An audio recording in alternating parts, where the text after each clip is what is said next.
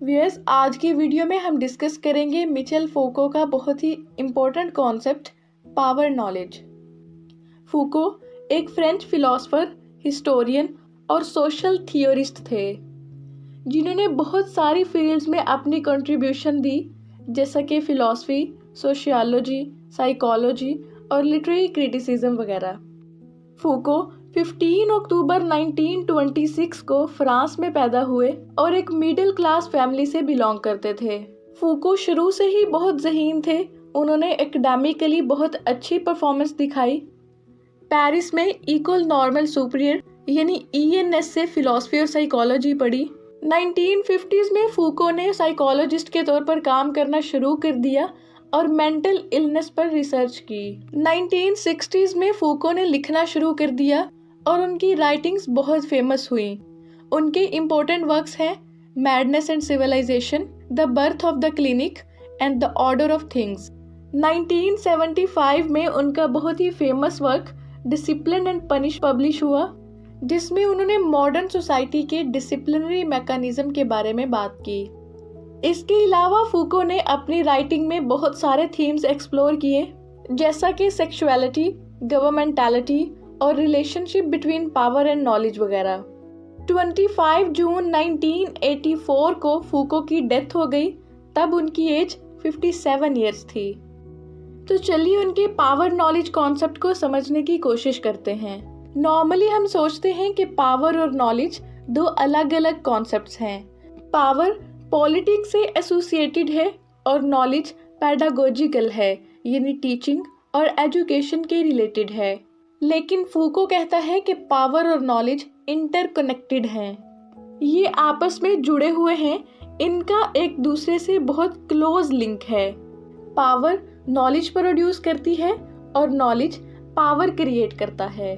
फूको कहता है कि पावर का मतलब सिर्फ सप्रेस करना नहीं है कि एक डोमिनेंट ग्रुप या इंडिविजुअल जिसके पास पावर है वो अपने से नीचे वाले लोगों को सप्रेस करेगा, बल्कि इसके साथ साथ पावर नॉलेज भी प्रोड्यूस करती है। बहुत सारे इंस्टीट्यूशंस जहां पावर को प्रैक्टिस किया जाता है वो नॉलेज भी प्रोड्यूस करते हैं, जैसा कि स्कूल्स, हॉस्पिटल्स, प्रिजन्स और गवर्नमेंट वगैरह। ये सब नॉलेज का भी सोर्स हैं। मिसाल के तौर पर प्रिजन्स क्रिमिनलिटी के मुतालिक नॉलेज प्रोड्यूस करते हैं, यानी जेलों से हमें जुर्म की आगाही होती है, कानून बनाया जाता है, पनिशमेंट की डेफिनेशन डिफाइन की जाती है, मॉरल वैल्यूज का पता चलता है और डिसिप्लिन सिखाया जाता है। इसी तरह एजुकेशनल इंस्टीट्यूशंस के जरिए इंटेलिजेंस और सोशल नॉर्म्स के मुतालिक नॉलेज प्रोड्यूस किया जाता है। ये हमने देखा कि किस तरह पावर से नॉलेज प्रोड्यूस होता है। दूसरी तरफ बिल्कुल इसी तरह नॉलेज भी पावर क्रिएट करता है। मिसाल के तौर पर अगर आप किसी डॉक्टर या साइकाइट्रिस्ट के पास जाते हैं तो वो अपनी स्टडी और नॉलेज के मुताबिक आपको सजेस्ट करता है कि आपको क्या करना चाहिए और क्या नहीं करना चाहिए। उसके डिसीजन से आपका ट्रीटमेंट होगा, यानी उसका मेडिकल डिस्कोर्स आपको कंट्रोल करता है, क्योंकि इस सिचुएशन में वो पावरफुल है। फूको पावर की ट्रेडिशनल अंडरस्टैंडिंग को चैलेंज करता है और कहता है कि पावर टॉप डाउन नहीं है। नॉलेज और पावर के रिलेशनशिप को समझने के लिए सबसे पहले फूको के पावर के कॉन्सेप्ट को समझते हैं। फूको पावर की 3 टाइप्स बताता है। सबसे पहले है सॉवरन पावर, फिर है डिसिप्लिनरी पावर और फिर है बायो पावर। सॉवरन पावर वो होती है जिसमें पावर बादशाह के पास होती है। बादशाह ही सल्तनत के सारे फैसले करता है और सोसाइटी के कुछ असूल और कायदे बनाता है। ये पावर ट्रेडिशनल है। फूको अपनी book the history of sexuality में सॉवरन पावर के मुतालिक कहता है कि जिंदगी का फैसला भी बादशाह करता था। किसको जिंदा रखना है और किसको मारना है ये किंग ही डिसाइड करता था। मिसाल के तौर पर आज से हजारों साल पहले पब्लिक एग्जीक्यूशन के जरिए बादशाह अपनी पावर दिखाता था। पब्लिक में किसी को फांसी देने के ऑर्डर्स देकर बादशाह ये जाहिर करने की कोशिश करता था कि जिंदगी और मौत देने वाला मैं हूँ, लाइफ और डेथ मेरे हाथ में है। टाइम के साथ साथ ये सॉवरन पावर कम होती गई और पावर की दूसरी फॉर्म्स आ गईं। फिर है डिसिप्लिनरी पावर, जिसके जरिए लोगों के बिहेवियर्स कंट्रोल किए जाते हैं। फूको ने अपनी किताब डिसिप्लिन एंड पनिशमेंट में इस कॉन्सेप्ट को इंट्रोड्यूस करवाया। डिसिप्लिनरी पावर में कुछ टेक्निक्स इस्तेमाल की जाती हैं, जैसा कि सर्वेलेंस, नॉर्मलाइजेशन और एग्जामिनेशन। सर्वेलेंस का मतलब ये है कि लोगों को ये महसूस करवाया जाता है कि उनकी निगरानी की जा रही है, उन्हें मुसलसल देखा जा रहा है, ताकि वो अपने बिहेवियर्स कंट्रोल कर पाएं। मिसाल के तौर पर सीसीटीवी कैमरास के जरिए लोगों के जहनों में ये डाला जाता है कि उन्हें कॉन्टिन्यूअली देखा जा रहा है, मुसलसल नोटिस किया जा रहा है। उन पर पावर इम्पोज की जाती है ताकि वो अपने बिहेवियर्स कंट्रोल करें और नॉर्मल एक्ट करें, ओबीडियंट और प्रोडक्टिव बनकर सोसाइटी को फायदा दें। मिसाल के तौर पर चोरी करना गलत काम है। इस काम को रोकने के लिए सीसीटीवी कैमरास लगा दिए जाते हैं, जिससे लोग अवेयर रहने की कोशिश करते हैं कि उन्हें कैमरे के जरिए देखा जा रहा है। यूं वो अपने बिहेवियर्स को कंट्रोल करके नॉर्मल एक्ट करते हैं और सोसाइटी के लिए प्रोडक्टिव बनते हैं। बिल्कुल इसी तरह स्कूल में बच्चों को रूटीन से ऑब्जर्व किया जाता है, उन्हें डिसिप्लिन सिखाया जाता है कि वो घंटी की आवाज़ को रिस्पॉन्ड करें, क्वेश्चन पूछने के लिए हैंड रेज करें। इस तरह के नॉर्म्स और रूल सेट करके बच्चों के ऊपर पावर एक्सर्ट की जाती है। फिर उनके बिहेवियर्स और ग्रेड्स के अकॉर्डिंग उनकी क्लासिफिकेशन की जाती है, यानी उन्हें एग्जामिन किया जाता है। फिर है bio power.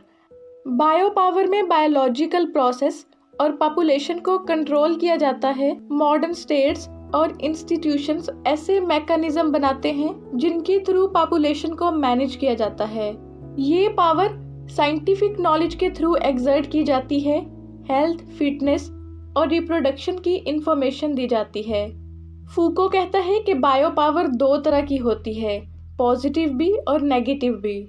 Positive bio power में लाइफ और पॉपुलेशन की हेल्थ को इन्हेंस किया जाता है, जबकि नेगेटिव बायो पावर में लोगों को सप्रेस किया जाता है, उन्हें कंट्रोल किया जाता है, एक्सक्लूजन की स्ट्रेटजीज बनाई जाती हैं। फूको का power knowledge concept Marxist ideology से डिफरेंट है। मार्क्सिस्ट कहते हैं कि पावर रूलिंग क्लास और कैपिटलिस्ट के पास है। वो वर्किंग क्लास को ऑप्रेस करते हैं, उन्हें एक्सप्लॉइट करने के लिए पावर का इस्तेमाल करते हैं। जबकि फूको कहता है कि पावर सिर्फ ऑपरेशन की वजह नहीं बनती, बल्कि नॉलेज भी प्रोड्यूस करती है। पावर और नॉलेज का रेसिप्रोकल रिलेशनशिप है। फूको मजीद कहता है कि पावर सिर्फ नेगेटिव फोर्स नहीं है, बल्कि ये प्रोडक्टिव है। पावर रियलिटी क्रिएट करती है, जिससे हमें अपनी और दुनिया की अंडरस्टैंडिंग होती है। लिहाजा फूको मार्क्सिस्ट आइडिया को चैलेंज करते हुए कहता है कि पावर सिर्फ रूलिंग क्लास के पास नहीं है, यानी स्टैटिक या हायरार्किकल नहीं है, बल्कि पूरी सोसाइटी में सर्कुलेट करती है। Power is everywhere and comes from everywhere, यानी पावर हर जगह है और हर किसी का इससे ताल्लुक है। लिहाजा पावर कोई स्ट्रक्चर या एजेंसी नहीं है, बल्कि सोसाइटी में हर जगह एम्बेडेड है और हमारी जिंदगियों पर मुख्तलिफ तरह से असर करती है। पावर का नॉलेज से बहुत क्लोज लिंक है। नॉलेज का मतलब है नोइंग, यानी फैक्ट्स और ट्रुथ के बारे में जानना। फूको कहता है कि जो भी हम जानते हैं या जिस पर हम बिलीव करते हैं कि ये ट्रू है, उसका लिंक पावर से है। हो सकता है जिसको हम सच मान रहे हैं और सच जान रहे हैं, वो हकीकत में सच ना हो, बल्कि पावर के थ्रू उसको सच बनाया गया हो। मिसाल के तौर पर मीडिया हमारी परसेप्शंस और बिलीव्स को बनाने में बहुत अहम रोल प्ले करता है। मीडिया के थ्रू हम ट्रुथ को परसीव करते हैं। टेलीविजन, न्यूज़पेपर और दूसरे सोशल मीडिया प्लेटफॉर्म्स ऐसे नैरेटिव्स और आइडियाज प्रेजेंट करते हैं जिससे इन्फ्लुएंस होकर हम दुनिया को देखना शुरू कर देते हैं और उसको सच समझ लेते हैं, चाहे वो सच ना हो। ऐसा इसलिए होता है क्योंकि जिन लोगों के पास पावर है वही डिसाइड करते हैं कि किस आइडिया को अटेंशन मिलनी चाहिए। फिर फूको रिजीम्स ऑफ ट्रुथ के बारे में बात करता है, यानी सोसाइटी में सेट ऑफ रूल्स और नॉर्म्स डिटरमिन करते हैं कि हमें क्या ट्रू समझना चाहिए और क्या फॉल्स समझना चाहिए। ओवरऑल फूको के आइडियाज हमें ये सोचने पर मजबूर करते हैं कि पावर किस तरह सोसाइटी में काम करती है। व्यूअर्स, आप इस वर्क के नोट्स PDF में हासिल कर सकते हैं, लिंक डिस्क्रिप्शन बॉक्स में दे दिया गया है। इसी के साथ ये वीडियो एंड होती है। उम्मीद करती हूँ आपको समझ में आई होगी। Thank you so much for watching.